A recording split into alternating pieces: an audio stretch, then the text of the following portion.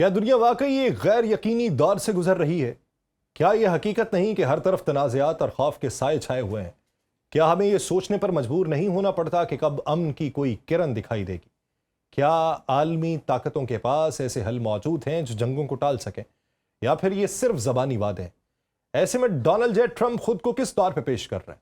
کیا وہ محض ایک غیر متوقع ثالث ہیں یا واقعی ایک ایسے رہنما جنہوں نے عالمی سیاست کا رخ بدلنے کی کوشش کی ہے؟ وہ یہ دعویٰ کرتے ہیں کہ انہوں نے کئی جنگوں کو ختم کروایا ہے یا کم از کم محدود کیا ہے۔ کیا یہ دعویٰ حقیقت ہے یا سیاست کا بیانیہ؟ پاکستان اور بھارت کی جھڑپوں میں ان کا کردار کیا واقعی فیصلہ کن ہے؟ کیا یہ سچ نہیں کہ وہ اکثر کہتے ہیں کہ اگر ان کی مداخلت نہ ہوتی تو یہ جھڑپیں خوفناک جوہری جنگ میں بدل جاتی؟ ایران اور اسرائیل کے تنازع میں بھی کیا انہوں نے کوئی حقیقی راستہ نکالا یا محض وقتی دباؤ کم کیا؟ کیا عالمی تنازعات میں ان کی ثالثی واقعی امن کا راستہ ہموار کر سکے گی یا پھر یہ سب صرف وقتی ریلیف تھا؟ یہ بھی سچ ہے کہ امریکی صدر اکثر نئے محاذ کھول کے دنیا کو مزید کشیدگی میں دھکیلتے رہے۔ ماضی میں بھی ہم نے دیکھا، لیکن کیا ٹرمپ واقعی ان سے مختلف ثابت ہو سکتے ہیں؟ انہوں نے نئے تنازعات پیدا نہیں کیے بلکہ موجودہ کشیدگی کم کرنے کے اقدامات کیے۔ کیا یہی ان کی سب سے بڑی کامیابی ہے جسے تسلیم کرنے سے ان کے مخالف انکار کرتے ہیں؟ پاکستان کی جانب سے ان کی نوبل امن انعام کے لیے نامزدگی کیا ان کا خیر مقدم کرنے کی کوشش تھی اور ان کی کاوشوں کا اعتراف تھا؟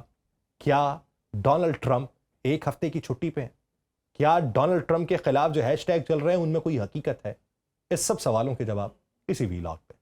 آپ سب پر سلامتی ہوں، میں یاسر رشید ہوں اور آپ دیکھ رہے ہیں سنو نیوز۔ ناظرین، روس اور یوکرین کے درمیان جاری جنگ، یہ جنگ جو عالمی سطح پہ سب سے زیادہ پیچیدہ اور پریشان کن تنازع کے طور پہ دیکھی جا رہی ہے، کسی بھی وقت بڑھ سکتی ہے یا رک بھی سکتی ہے۔ ٹرمپ کوشاں ہیں کہ دونوں فریق یعنی روسی صدر ولادیمیر پوٹن اور یوکرینی صدر ولادیمیر زیلنسکی مذاکرات کی میز پہ آئیں اور کشیدگی کم ہو۔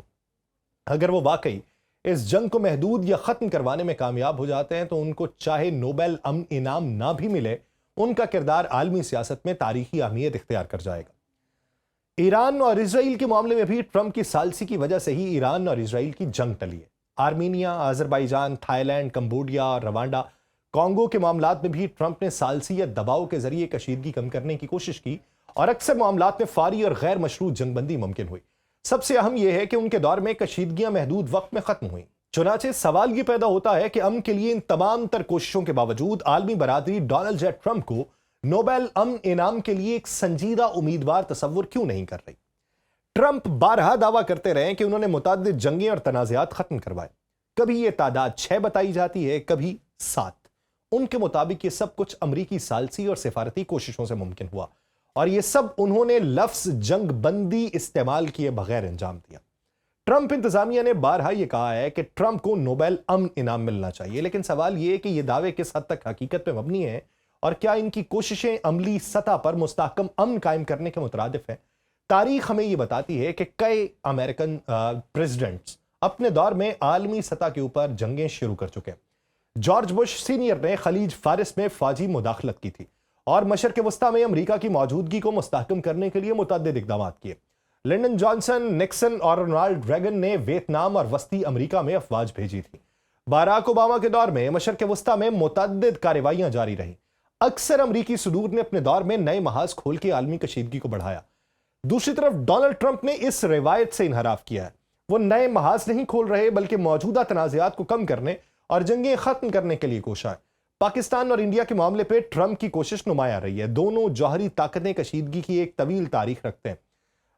مئی کے مہینے میں پہلگام پر حملے کا الزام لگا کے انڈیا نے پاکستان کے اوپر الزام تراشی کی ایک مہم کا آغاز کیا جسے پاکستان نے مسترد کر دیا۔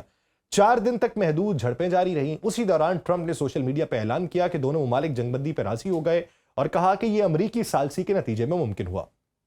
اسلام آباد نے ٹرمپ کا شکریہ ادا کیا اور ان کی کوشش کو سراہا اور پاکستان کی جانب سے ٹرمپ کو نوبل امن انعام دینے کی سفارش کی گئی، لیکن نئی دہلی نے کسی بھی قسم کے امریکی کردار سے انکار کر دیا۔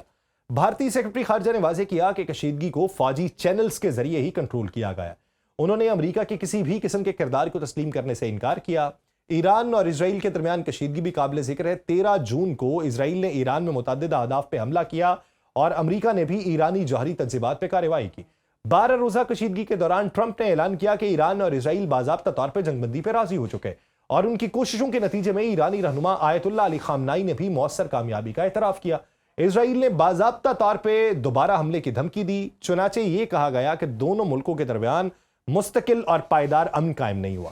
یہ کہا جا سکتا ہے کہ ٹرمپ کے جنگیں رکوانے کے دعوے سیاسی نوعیت کے، مگر ایران کی جانب سے تعاون نے جزوی طور پہ ان کی کوششوں کو معتبر بنانے میں اہم کردار ادا کیا ہے۔ روانڈا اور کانگو میں بھی ٹرمپ نے امریکہ کے دباؤ کے ذریعے امن مذاکرات کو ممکن بنایا۔ ٹرمپ نے جون میں دہائیوں پرانے تنازع کو ختم کرنے کے لیے واشنگٹن میں ہونے والے معاہدے کو اپنی کامیابی کے طور پہ پیش کیا، لیکن حقیقت یہ ہے کہ دونوں ممالک بعد میں بھی ایک دوسرے پہ جنگ بندی کے خلاف ورزی کا الزام لگاتے رہے اور باغی گروپ مذاکرات میں شامل نہیں ہوا۔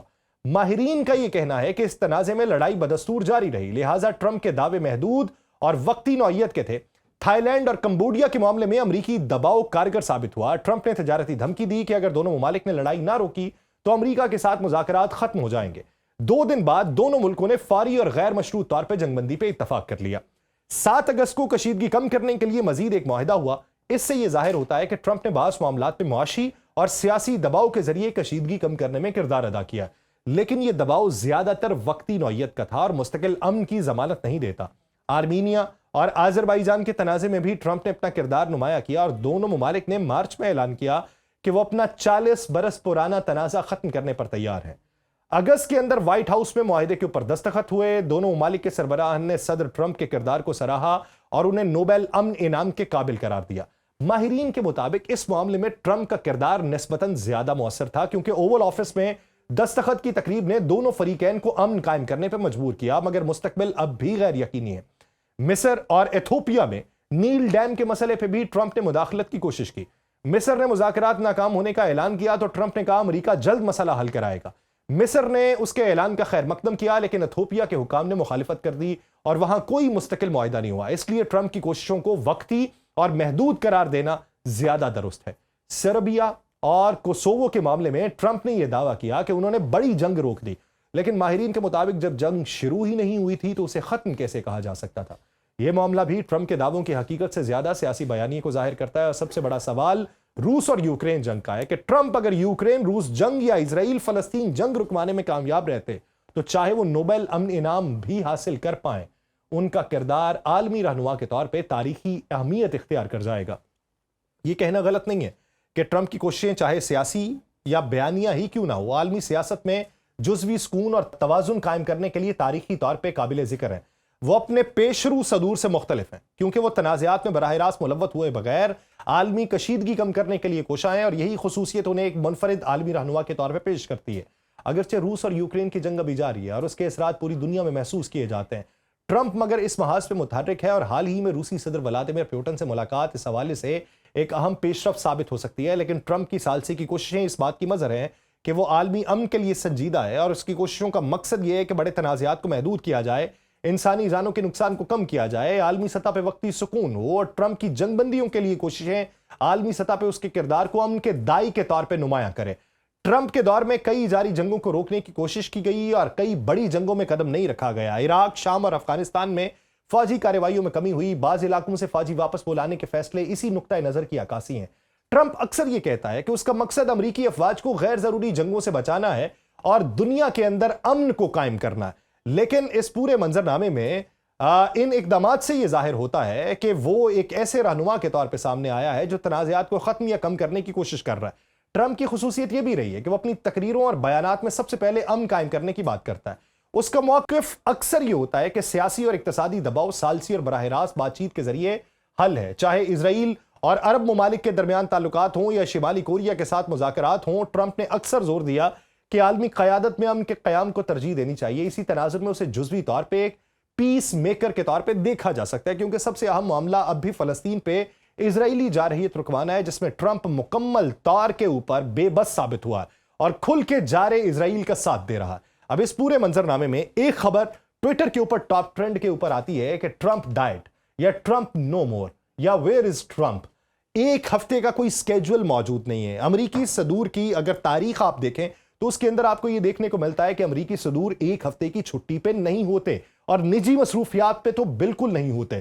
اب جب ایک ہفتے کا سکیجول نہیں آیا تو اس بارے میں مختلف آراء پائی جا رہی ہیں کہ وہ امن کا دائی، وہ پوری دنیا کے اندر جنگوں کو ختم کرنے کا دعوے دار، وہ نوبل امن انعام لینے کا حقدار قرار پانے والا یا اس کا دعوے دار ہونے والا یا اس کے نامینیز اس کی اس ایک ہفتے کی رخصت کے بارے میں کیا آرا رکھتے ہیں. اب اس کو منظرنامے کو لے کے باتیں یہ ہو رہی ہیں کہ ٹرمپ کی حالت شدید خراب ہے, شاید یہ جو طوالت ہے ایک ہفتے والی یہ اس سے زیادہ اختیار کر جائے, اور دوسری منظرنامے میں باتیں یہ بھی ہو رہی ہیں کہ یہ کسی پیچیدہ مسائل کا سامنا بھی ہو سکتا ہے, اور تیسری طرف ایک خفیہ پلان کی باتیں بھی ہو رہی ہیں. لیکن یہ ایک ہفتے کے بعد منظرنامہ کھل کے سامنے آئے گا کہ اصل میں یہ رخصت پہ ہونا کسی بڑے منصوبے کا حصہ تھا, یا پھر امریکی صدور کی تاریخ میں یہ ایک معمول کی کارروائی کا ملنا شامل ہو سکتا ہے.